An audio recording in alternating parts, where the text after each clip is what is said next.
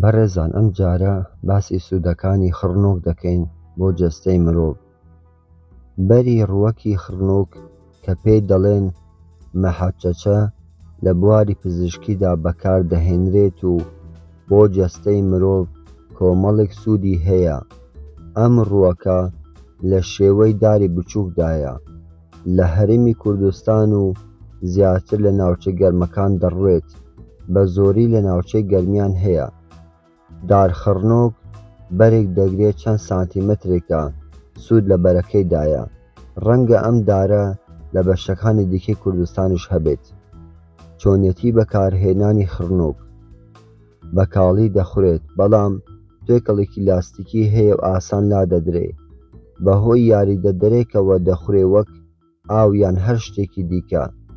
بە وشکراوەی ئاسانترە خواردنی، یان دەتوانن لە ئاودا بیکوڵێن و ئاوەکەی بپاڵێون و بیخۆن بۆ هەر ژەمێک کوپێکی لێ بخورێتەوە. سوودەکانی: بۆ نەخۆشیەکانی گەدە وەک هەوکردن و برینی گەدە دەخورێت.